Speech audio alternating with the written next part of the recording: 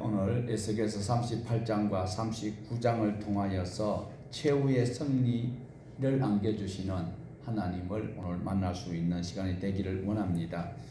에스겔서 우리가 지금 벌써 지루하게 살펴보고 있는 가운데 오늘 볼 말씀은 38장과 39장입니다.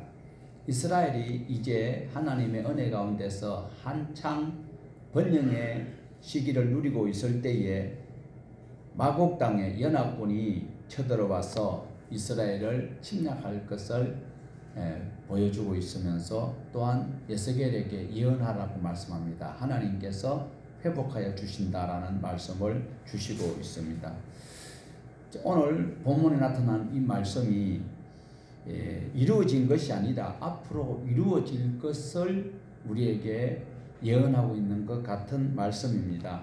그렇지만 대부분 학자들도 또한 저 역시도 앞으로 일어날 일이라고 예언되어지고 있습니다. 그렇게 해석하는 것이 큰 무리가 없을 줄로 믿습니다. 반드시 일어날 일입니다. 그러나 중요한 것은 여기에 이스라엘의 곡과 마곡의 땅에서 연합군들이 일어나는 이 시기가 언제일까? 이것이 아이러니하고 또한 성경을 해석할 때에 문자적으로 해석을 해야 할 것인가 아니면 상징적으로 해석을 해야 할 것인가 고민을 많이 하고 있는데, 성경을 해석함에 있어서 문자적으로 하는 것이 더 많은 유익을 줄 때가 있습니다. 그래서 오늘 이 본문 또한 문자적으로 해석을 한다면은 이미 세상이 이제 마지막 가까워져 왔을 때 이스라엘이 성장하고 부흥하고 있는 것을 고국 땅에 있는 이 연합군들이 쳐들어왔을 때 하나님께서 무찔렀다라는 그것이 문자적 해석이라면, 또 반대되는 상징적으로 해석하는 분들 또한 있습니다.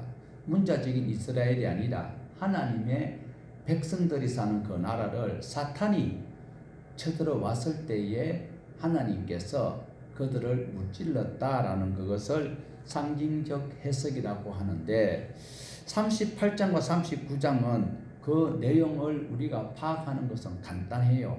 그런데 실질적으로 이 문제를 어떻게 해석하고 어떻게 받아들이며 삶에 적용하느냐가 매우 중요하다라는 것입니다.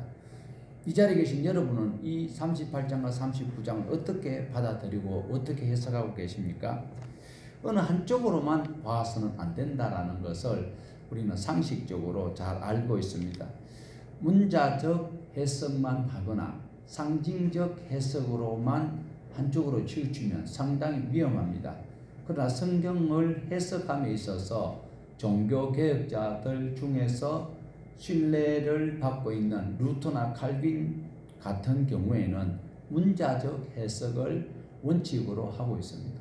기록되어 있는 성경에 기록된 텍스트를 기반으로 바로 해석하는 그것이 가장 이상적이다라고 말씀을 하고 있습니다. 그런데 거기에만 머물다 보면 또한 오해 소지가 많이 발생한다라는 것입니다.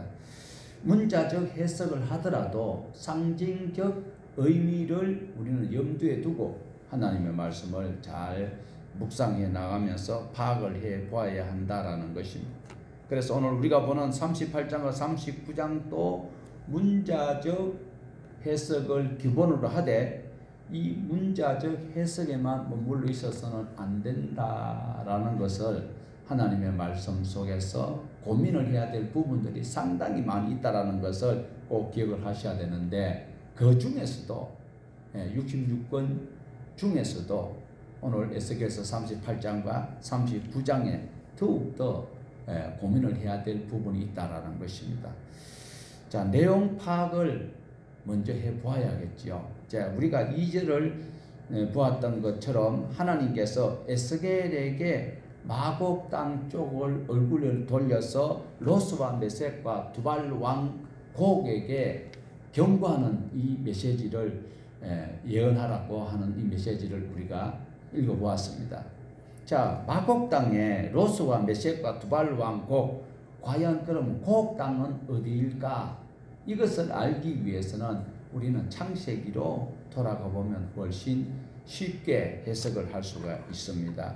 창세기 10장에 가보면은요, 자, 우리 화면에 나오는 창세기 10장 2절, 여러분 성경 찾기 불편하실 것 같아서 서비스 해드립니다. 자, 화면을 보시면서 창세기 10장 2절을 한번 같이 한 목소리로 보실까요? 야벳의 아들은 고멜과 마곡과 마대와 야왕과 두발과 메섹과 디라스요. 자, 이렇게 기록을 하고 있는데, 야벳의 후손인 마곡이 머무는 땅은 누구 땅이라고 할까요? 마곡의 땅이라 합니다. 이때에 힘 있는 사람이 그 지역을 다스리고 있을 때에 그 힘 있는 사람 이름을 따서 그 나라 명이 되기도 하고 족속의 명이 되기도 하였던 것을 우리는 구약을 통해서 잘 알 수 있습니다. 그러면 마곡은 누구의 후손일까요? 마곡은 앞에 있잖아요. 누구의 후손입니까? 야벳의 후손이지요.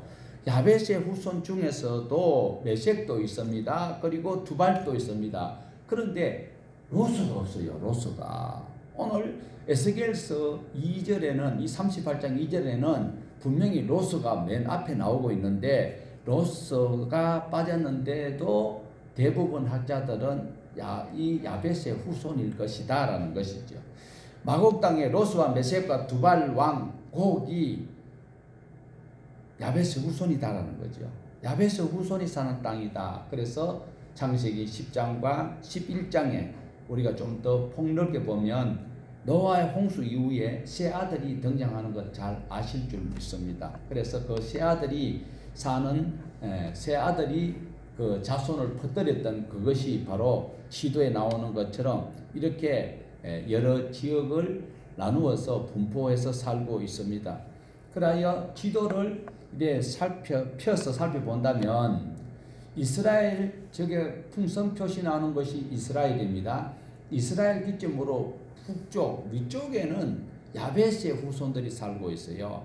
그래 유럽 쪽에 야벳의 후손들이 장을 하고 있고 대부분, 그리고 이스라엘 중심에서 북쪽으로 내려가면 바로 함의 후손들이 아프리카 지역에 지금 생존하고 있습니다. 그리고 아시아 쪽에는 셈의 후손이 살고 있는데, 실질적으로는 이스라엘 근처에는 야벳과 함과 셈족들이 살고 있는데, 더 많은 족속이 살고 있는 것이 이스라엘 근처에서는 셈족들이 살고 있다. 그래서 여기서 오늘 나타나는 것은 야벳이 어떤 일을 하였는지를 우리에게 보여주는 장면이기도 한 것입니다. 여기서 단정 지을 수 있는 것은 유럽 지역을 잘 보셔야 됩니다. 그리고 아이러니하게도 지금 유럽 럽자 밑에 무슨 글씨 혹시 보이십니까? 우크라이나가 보이지요. 자, 그러면 마곡의 땅은 어딜까요? 바로 오늘날 마곡의 땅은 우크라이나를 힘들게 하고 있는 그 나라가 어디디요? 근데 그 나라는 솔직히 얄미운 나라예요. 러시아입니다. 러시아 중심으로 오늘 38장 5절에 그들과 함께 러시아와 함께한 자들이 다른 지역 이름이 또 나오고 있는데요. 방패와 투구를 갖춘 바사가 페르시아지요. 페르시아가 오늘날은 이란입니다. 그리고 구스가 나옵니다. 구스는 여러 곳에 나오고 있는데, 이 구스는 오늘날 에디오피아라고 하고 있습니다. 그리고 붓은 오늘날 리비아를 말하고 있습니다. 북아프리카. 그리고 6절에 보면 고멜도 등장하고 있는데, 북쪽 끝에는 도갈마족도 살고 있다라는 것입니다. 그래서 창세기 10장 3절에 보면 고멜의 아들이 도갈마이다. 기록된 대로 지금 이 시대의 진명을 따라서 이야기를 하면 러시아 중심으로 이란과 그리고 에디오피아와 리비아가 연합하여서 이스라엘을 쳐들어오고 있다라는 거예요. 그러면 그들이 러시아 중심으로, 그렇지만 오늘 러시아가 우크라이나를 침공했다고 그건 아니에요. 지금 에스겔서 38장에서 말씀을 하고 있는 거예요. 러시아 지역에서 바로 이란과 에디오피아와 리비아가 연합하여서 그들이 어디에 어떻게 모여서 어떤 짓을 하려고 하는 것인가, 그것이 오늘 우리가 가지고 있는 성경에 있다라는 거예요. 그래서 38장 8절과 9절을 같이 한 목소리로 봅니다. 시작. 여러 날 후 곧 말년에 네가 명령을 받고 그 땅 곧 오래 황폐하였던 이스라엘 산에 이르리니 그 땅 백성은 칼을 벗어나 여러 나라에 모여 나오며 이방에서 나와 다 평안히 거주하는 네가 올라오되 너와 내 모든 때와 너와 함께한 많은 백성이 광풍같이 이르고 구름같이 땅을 덮으리라. 자, 러시아 중심으로 이란과 이디오피아 그리고 리비아 연합군이 이스라엘을 치러 올라오는데 구름대와 같이 올라올 것이다 라고 말씀하고 있습니다. 자, 그러면 이 일이 이루어질까요? 이루어졌을까요? 이루어진 일입니다. 이루어질 일이다. 이루어진 일입니까? 이루어질 일입니까? 이루어졌을까요? 이루어질 일일까요? 이 당시에는 이루어질 일이에요. 그런데 성경의 대부분 보면 다 이루어진 일인데 지금 이 장면이 이루어졌나요? 역사적으로 보았을 때 러시아 중심으로 이란과 이디오피아와 리비아가 연합하여서 이스라엘을 무찔렀다라는 이런 이야기는 없어요. 그러면 이것이 앞으로 일어날 일이다라는 것을 우리는 짐작할 수 있습니다. 만약에 예를 들어서 연합군이 쳐들어왔을 때에 이스라엘이 이겨버렸다면 요한계시록 20장에 나오는 것과 오늘 에스겔서 38장과 39장에 있었던 일이 성취되었다라고 볼 수 있는데 역사적으로 아직까지 아무리 더듬어 봐도 러시아 중심으로 이 연합군이 이스라엘을 침공했다는 소리는 없어요. 지금은 오늘 뉴스에도 러시아가 우크라이나를 지금 키멘이 그 우크라이나의 수도인데 그걸 막 공격하기 위해서 지금 이런 작당을 하고 있지만 역사에서 이스라엘을 침공했다는 것은 없기 때문에 그러면 여러분 어떤 판단을 하셔야 될까요? 앞으로 일어날 일이다라는 것을 염두에 두셔야 된다라는 겁니다. 자, 그리고 여기에서 다시 한번 눈여겨보실 것은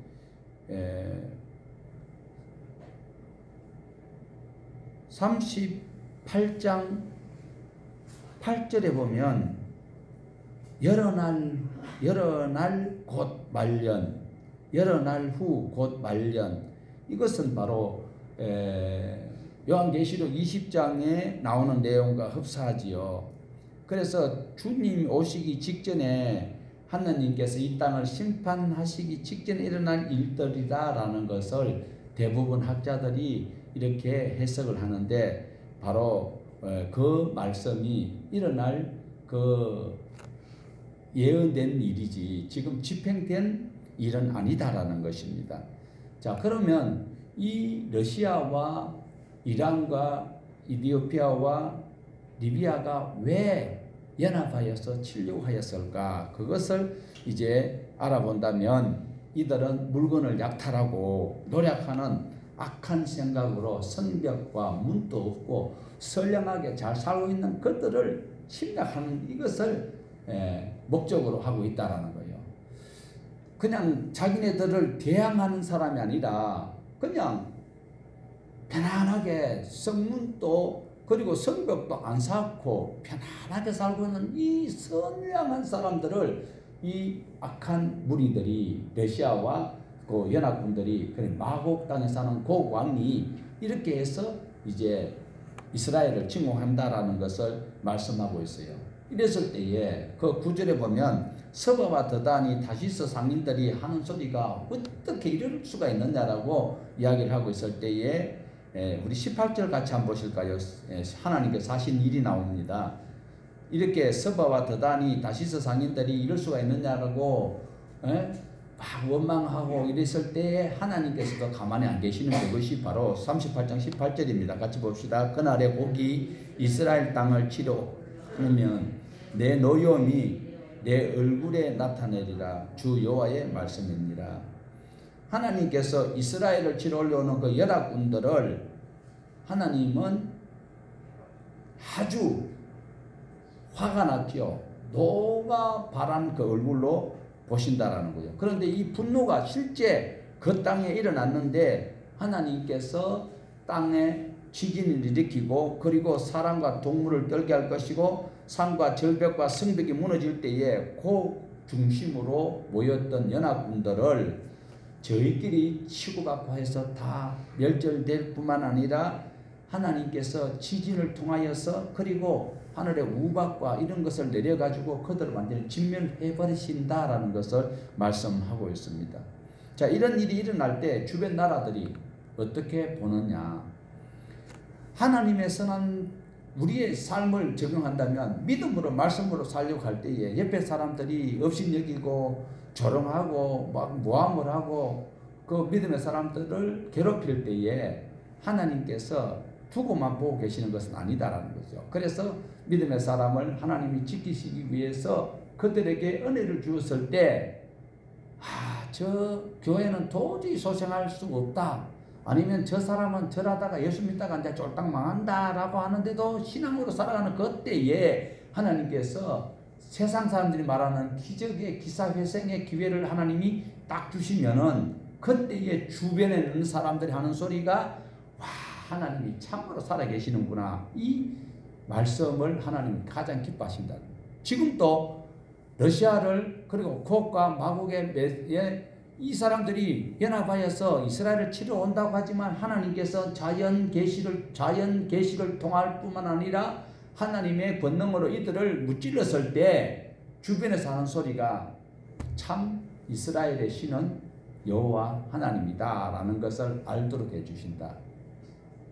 자, 이 자리에 계신 저와 여러분이 하나님 앞에 가야 됩니다. 꼭 가야 됩니다. 자, 이 땅에서 이제 우리 수가 다해서 하나님이 불렀는데 눈 딱 떴을 때에 하나님 앞에 가야 되지. 떳떳한 데 가면 큰일 나는 거요. 아니 그 부자가 말이죠. 그 얄궂은 데 가가지고 죽을 고생을 하다가 눈을 떡도 못 가네. 자기 집 앞에서 맨날 동양하던 나사로가 아브라함 품에 안겨 있는 거 그때는 아무리 후회해도 안 되는 거요. 늦은 거요. 와, 이스라엘의 하나님이 참 신이다 이럴 때는 벌써 개박살 나는 거요. 못 살아. 후회는 아무리 빨리 해도 빠르다 늦다. 후회는 아무리 빨리 해도 늦어요. 그러니까 이스라엘의 신 참 여호와가 참 신이다 이 이야기할 때는 이미 자기는 만신창이 되고 기회가 없어요. 끝났다니까. 그래서 우리가 예수 믿는 사람들이 좀 얼벙벙하게 보여도 천국의 소망이 있기 때문에 양보하고 그냥 넘어가는 거지요. 그래 지금 마곡 땅에 이 연합하여서 자기네들이 지혜를 모아서 왔지만 결국은 그들이 망하잖아요. 자기네들끼리 치고받고 하다가 땅이 갈라지고 하늘에서 불이 내려오고 우박이 내려오고 이래 하는 것이 바로 하나님께서 이때 하나님이다 라는 것을 알도록 해주시는데 미안하지만 성경을 어디로 봐도 역사를 어디로 다 찾아봐도 아직까지 그런 일이 없더라. 그러면 이것이 바로 요한계시록 20장에 나오는 것과 여기 나오는 등장하는 것 배경이 똑같다라는 것을 볼 수가 있습니다. 자, 그러므로 오늘 방금 말씀드렸지만 하나님께서 여러 나라를 치실 때에 그들이 고백하는 그것이 야, 참 이스라엘 신이 참 신이다. 이럴 때는 그 연합군들이 다 패잔병이 되는 것이잖아요. 그렇기 때문에 오늘 우리는 이 말씀을 통하여서 하나님의 거룩함을 나타내시는 말씀이다. 우리가 선지서를 통하여서 보면 네 가지의 패턴을 우리는 늘 염두에 두고 하나님의 말씀을 보셔야 되잖아요. 경고의 말씀과 책망의 말씀과 권면의 말씀 속에 그리고 회복을 항상 하나님께서 마지막 우리에게 선물로 주시고 계시는데 하나님이 참 하나님이시다라는 것을 나타낼 때에는 벌써 많은 사람들이 어려움을 경험하였고 그 어려움을 떨치기 위해서 주님께 나오는 자들은 성경 66권을 보아도 아주 소수밖에 안 된다라는 거예요. 대전에 약 한 2,500교회가 있지만 과연 2,500교회가 전부 다 신천지가 말하는 것처럼 공중휴거 할 때 다 갈 수 있을까요? 힘이 적다라는 겁니다. 그리고 이제 이어지는 39장에도 보면 곡을 향하여서 곡이 누굽니까? 마곡 땅의 왕 이름이 곡이에요. 이 곡을 향하여서 예언하는데 로스와 메섹과 두발 왕 곡을 이끌어내어 이스라엘 치게 할 때에 산지를 치게 할 때에 쳐들어오면 우크라이나가 지금 당하고 있잖아요. 자, 지금 러시아가 침공할 때에 지금은 러시아가 우크라이나를 일방적으로 침공하는데 여기에 오늘 38장이나 39장에서는 이 마곡이 곧 러시아거든요. 그 연합하여서 그들이 우크라이나를 이스라엘로 우리가 대입을 한다면 이스라엘을 쳐들어온다 이럴 때에 하나님께서 어떻게 하시는가 하면은요. 들고 있는 활을 못 쓰게 만들어 버리고 그리고 화살을 들 수 없도록 만들어 버린다. 그러면 양팔을 다 잘라 버리면 전쟁을 할 수 있나요, 없나요? 하나님께서 그렇게 만들으시겠다라는 것입니다. 하나님께서 그들의 왼손에서 활을 떨어뜨리고 오른손에 화살을 떨어뜨려 버리겠다. 그러면은 아예 전쟁을 할 수 없도록 만들어 버리겠다라는 것입니다. 제가 청년 때 요거는 제 믿음 없는 간증인데 잠깐만 한번 들어보세요. 청년 때에 영화를 보는데 소림사에 그 중들이 막 싸움을 얼마나 잘하는지 그래서 저 예수 믿는 사람하고 중하고 싸움하면 예수 믿는 사람 큰일 났다 이랬는데 제가 성경 읽다가 얼마나 기분이 좋았는지 아십니까? 어디에서 엘리야를 부르러 갔던 그 50부장들을 하나님이 하늘에서 불을 내려가 다 태워 죽여버리는 거. 그 장면 보고 진짜 36개 뭐보다도 더 훌륭한 것이 하나님 종이 하나님 앞에 말 한마디만 하니까 바로 불이 내려가가지고 51명씩 태워버리고 또 51명 또 태워버리고 그래서 하나님이 더 세다라는 것을 가지고 제가 지금까지 신앙을 붙들고 있거든요.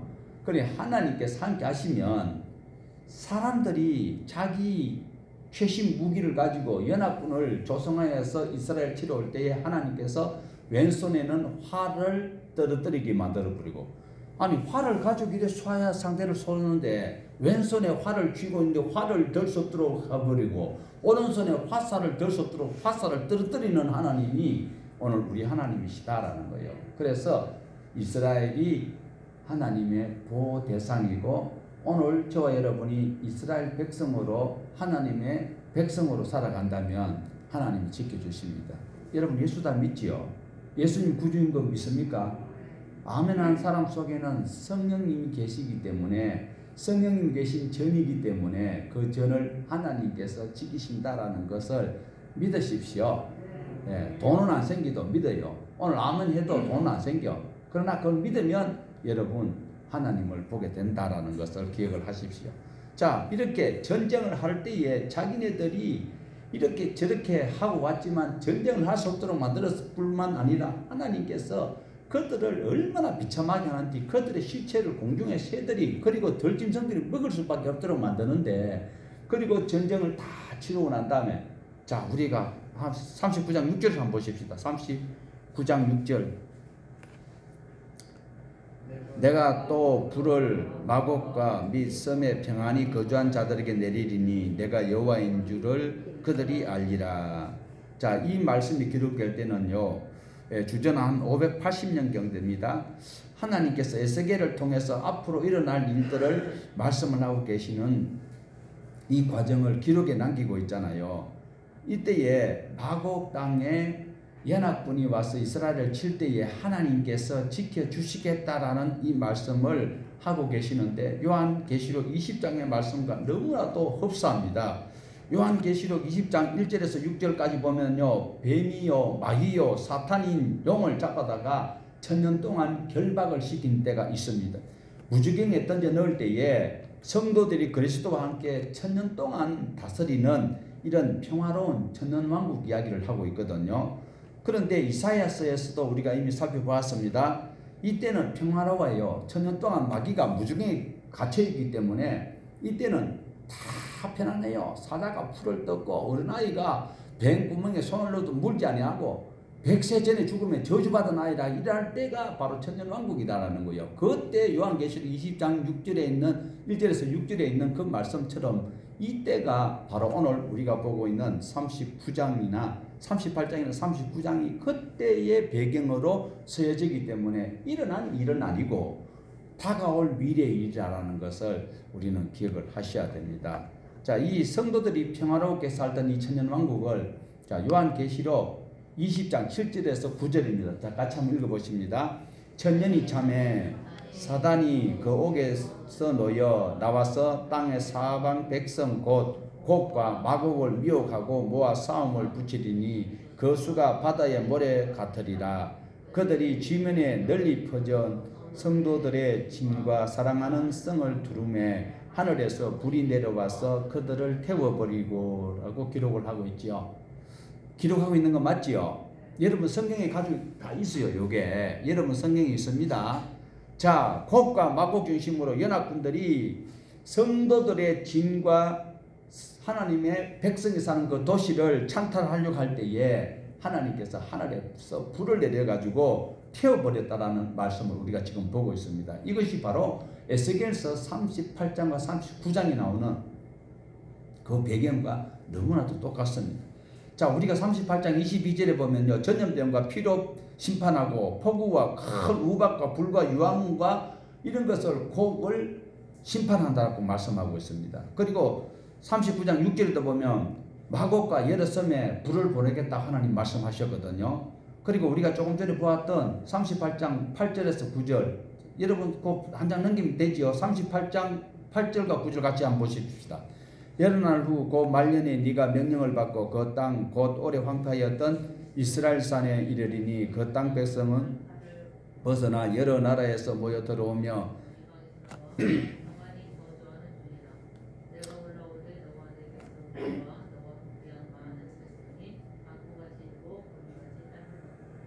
예.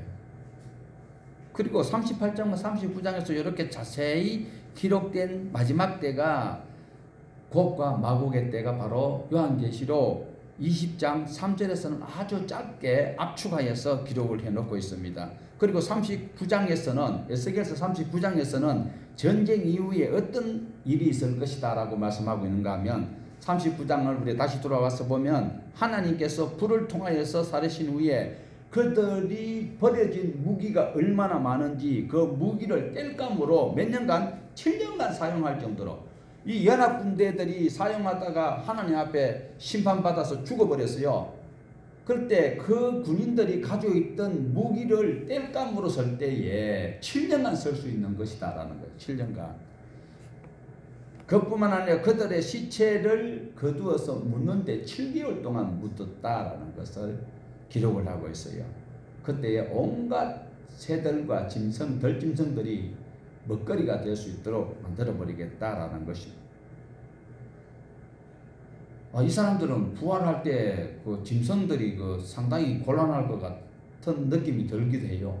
자, 오늘 저와 여러분이 이 성경을 읽을 때에 문자적으로 해석할 것인가 아니면 상징적으로 해석할 것인가 이것을 우리는 잘 기억을 하셔야 됩니다.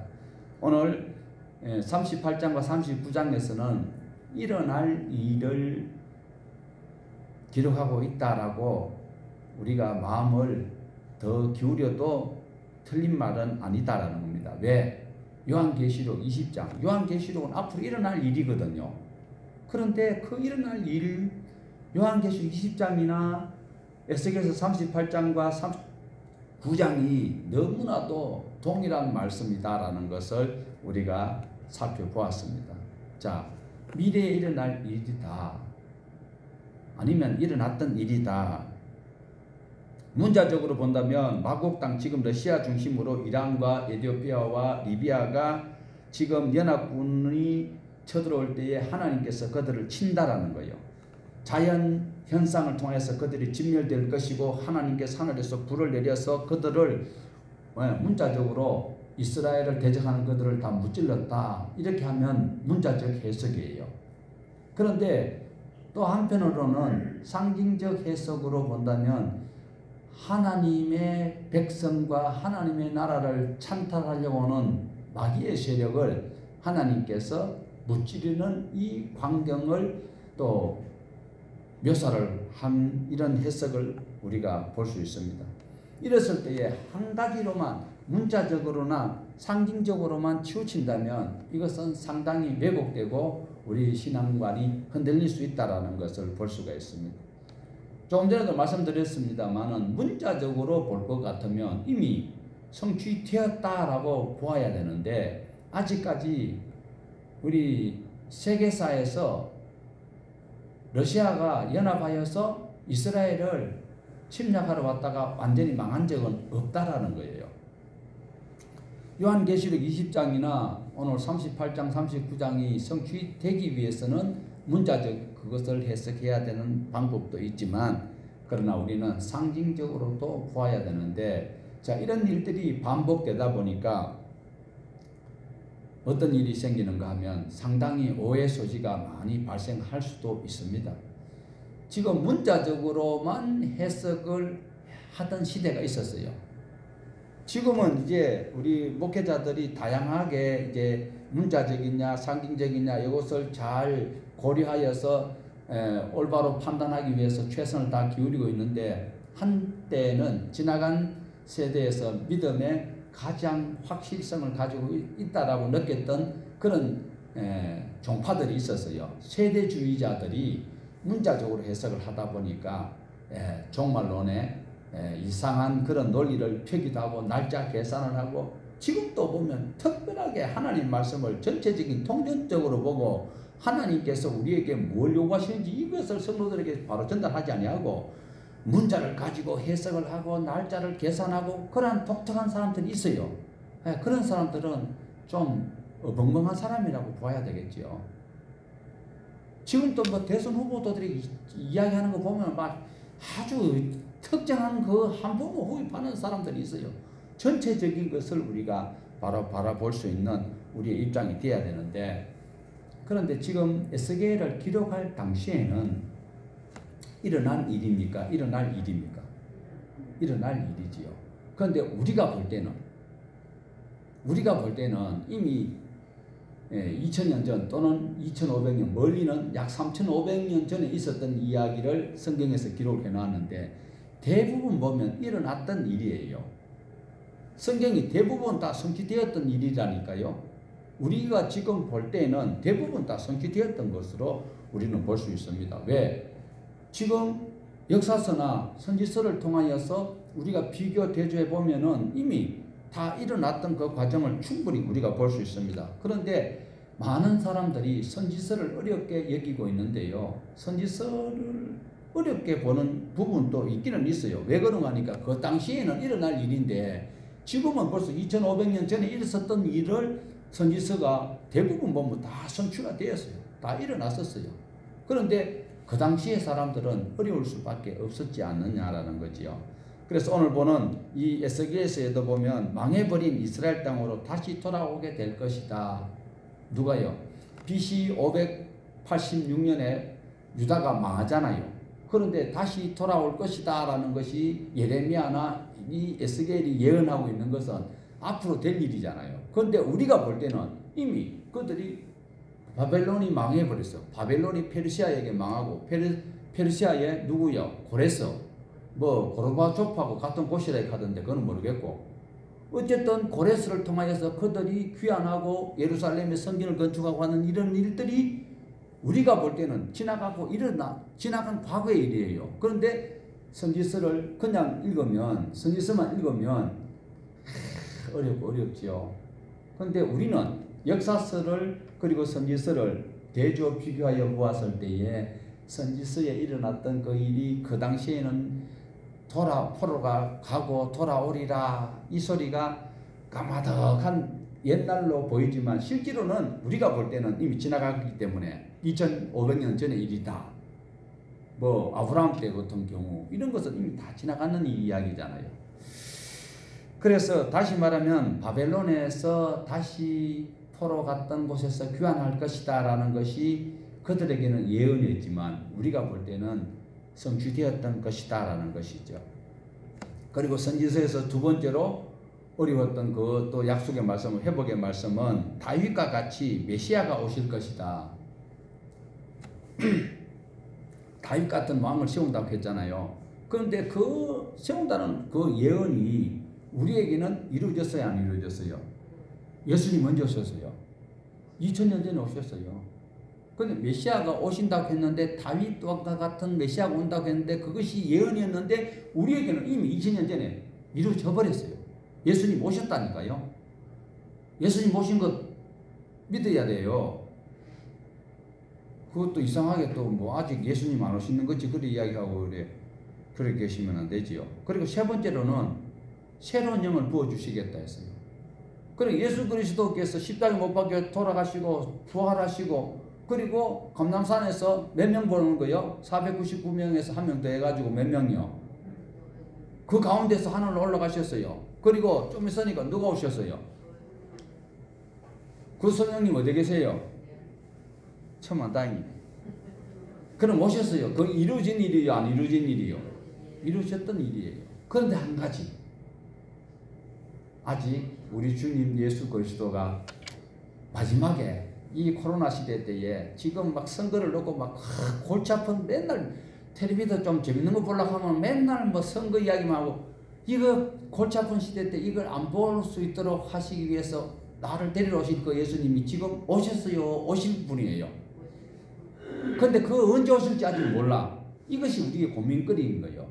그러니까 에스겔 시대 때에 있었던 그 성도들이나 오늘 우리가 오실 예수님을 기다리는 그것이나 아직 미래에 일어나지 아니했던 이 일은 우리가 아직까지 고민을 해야 된다라는 것입니다. 그래서 우리가 오늘 보는 에스겔서 38장과 39장에 보면 마곡 땅의 곡과 이스라엘 전쟁에 나오는 것과 그리고 요한계시록 20장에 곡과 마곡 중심으로 성도들을 공격하는 이 장면이 앞으로 일어날 일인 것 같습니다. 러시아와 이란 그리고 에티오피아, 리비아 연합군이 관심을 가지고 이스라엘을 쳐들어오려고 하는 이때에 많은 사람들이 세계에 또 관심을 가지고 있는 분들이 러시아가 이란하고 가까우냐 아니면 우크라이나하고 가까우냐 이것을 또 살펴보고 많은 사람들이 지금 또 신앙의 관점에서 또 영적으로 성경을 좀 읽어보니까 또 요한계시록에 곡과 마곡이 나오고 에스겔서에 또 보니까 이러니까 자기가 하고 싶은 마음이 막 끌어오를 수도 있어요. 저도 지금 하고 싶은 이야기가 막 있어.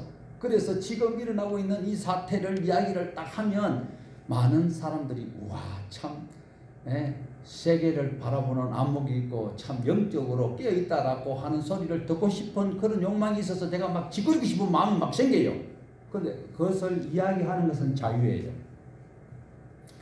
지금까지 일어났던 우리 기독교가 요거도 먹었던 것이 무엇이냐면 이 성경을 잘못 해석하여서 문자적인 것과 상징적인 것을 잘 조합하여서 우리 신앙의 삶에 잘 적용하지 못한 이 독특한 행동과 또 튀고 싶은 말 한마디 때문에 우리 기독교가 얼마나 이상하게 상상만 하고 얄구전 이런 것들에 집착하는 종교로 전락해버린 것이 바로 성경을 잘못 해석했기 때문에 그렇다라는 거예요. 이단들 때문에 더 그렇잖아요. 이단이 왜 그래요? 자기 나름대로 열심히 있는 사람이에요. 그런 사람들이 잘못 해석해버리고 이장님 같은 경우에도 막 예수님 죄인 막 그렇게 계산을 잘못한 걸 또 자기가 이야기했을 때 굉장히 독특하잖아요.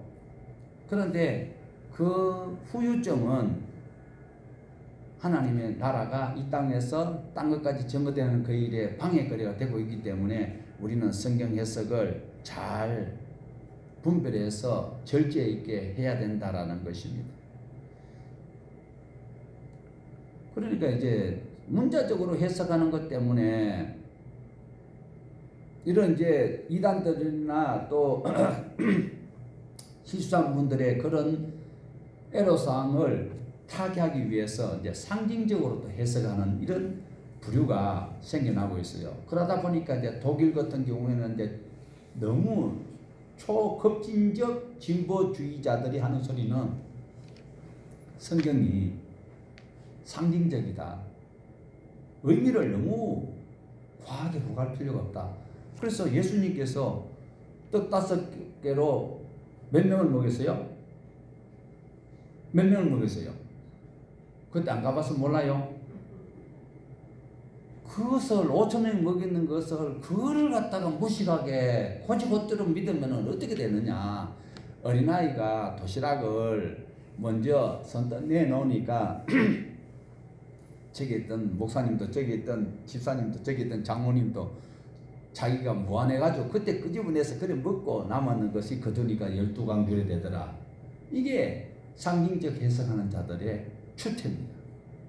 그러니까 우리는 잘 균형 있게 문자적 테스트를 원칙적으로 해석을 하고, 그리고 이 상징적 의미가 또 어떤 것이 상징적인 것이 있는가. 자, 예를 들어서 우리가 식당에 식사를 하러 갑니다.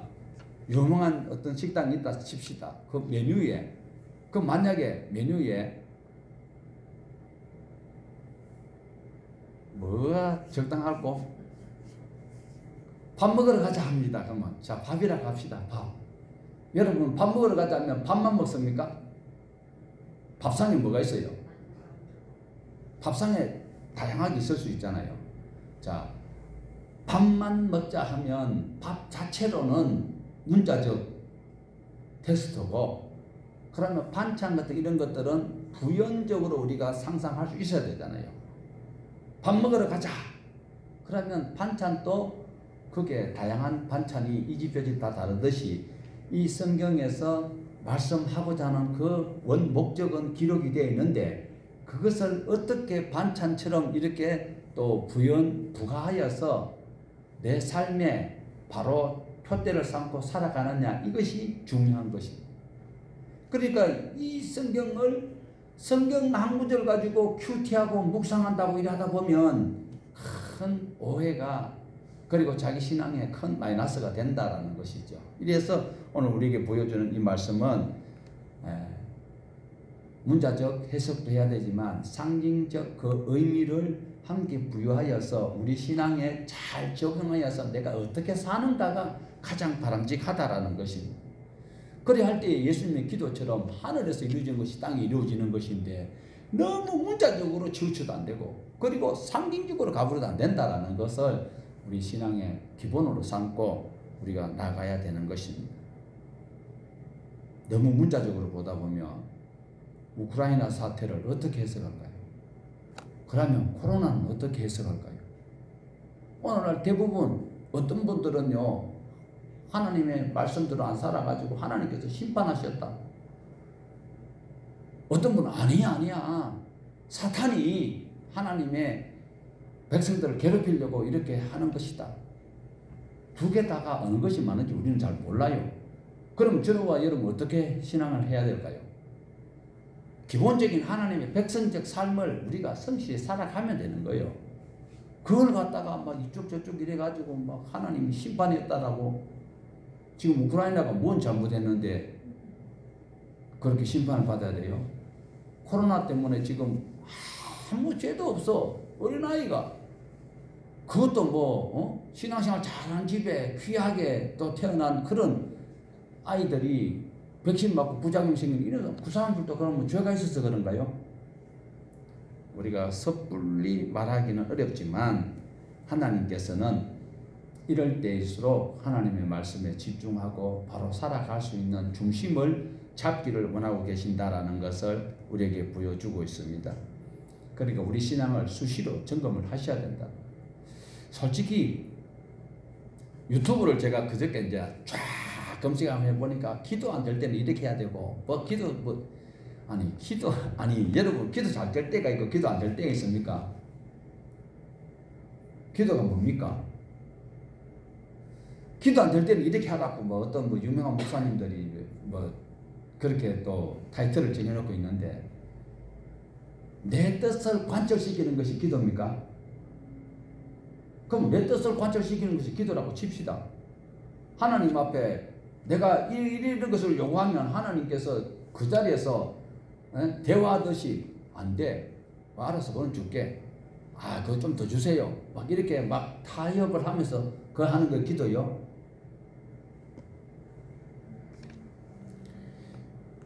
내가 하나님 말씀에 순종하며 살아가는가, 아니면 이 말씀을 내가 왜곡되게 내한테 편리하도록 해석을 하고 있는가를 자주자주 점검하면서 우리는 하루하루를 살아가야 되는 것입니다.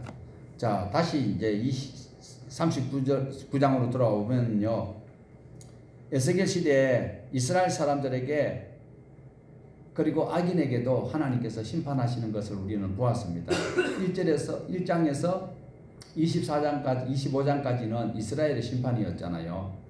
그리고 26장부터 시작하여서 32장까지는 이방인의 심판이었습니다. 그리고 33장부터 48장까지는 회복인데, 이 회복의 과정 속에서 나타나고 있는 것은 하나님께서 심판 중에서도 긍휼히 여기신다라는 것을 우리는 붙들고 내 삶에서 하나님의 말씀에 의지하여서 내가 미래에 일어날 일에 대해서 예견하여서 어떻게 하는 것이 아니라 오늘 하루 충실히 주의 말씀대로 살아가는 것이 중요한 것입니다.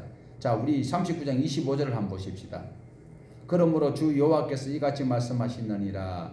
내가 이제 내 거룩한 이름을 위하여 열심을 내어 야곱의 사로잡힌 자를 돌아오게 하며 이스라엘 온 족속에게 사랑을 베풀지라. 자, 33장부터 회복의 말씀을 쭉 하고 계시는데, 자, 결국은 여기에서도 39장 25절에서도 말씀하시듯이 하나님의 이름을 위하여서 하나님께서 살려주시고 구원하여 주시는 것인데, 자기가 잘나여서 자기가 신앙생활 잘했기 때문에 자기가 열심히 했기 때문에 이렇게 이야기하는 것은 상당히 무리가 있다라는 것입니다. 하나님께서는 하나님의 거룩한 이름을 위하여서 연약하고 보잘것없는 소위 말하는 마른 막대기 같은 사람들도 하나님이 들어서신다라는 것을 꼭 기억을 하셔야 된다라는 것입니다. 그래서 29절에 있는 말씀처럼 우리 같이 한번 보십시다. 내가 다시는 내 얼굴을 그들에게 가리지 아니하리니 이는 내가 내 영을 이스라엘 족속에게 쏟아봤습니다. 주 여호와의 말씀이니라. 자, 지금부터 저와 여러분이요, 일부러 악한 죄를 지으려고 노력만 안 한다면 하나님의 영을 저와 여러분에게 부어주셔서 예수님을 구주로 고백하고 있어요. 예수를 저주받을 자라 하지 않는 자가 여러분 사랑받는 자거든요. 여러분 예수님이 저주받은 자입니까? 아니잖아요. 예수님이 나의 구주인 것을 고백할 수 있는 그 사람은 성령을 은사로 받은 분이에요. 그들에게 하나님께서 늘 함께 하신다라는 사실을 우리에게 소망으로 주고 계신다라는 거죠. 그래서 우리가 오늘 보는 이 말씀은 39장까지 이스라엘 회복, 그리고 다음 주에부터 이제 보는 40장에서 48장까지는 성전이 회복되는 하나님의 나라를 말씀하고, 지금 39장까지는 우리 개인의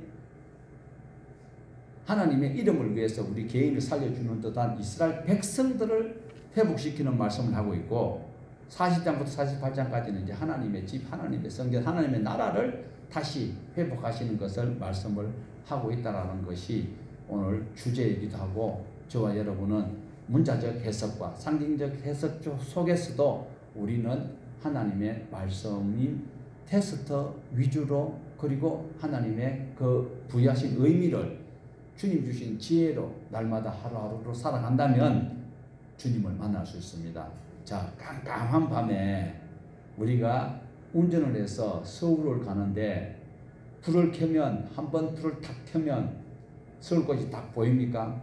예수라는 불을 딱 켜면 천국까지 바로 착 보여서 바로 가는 것은 아니잖아요.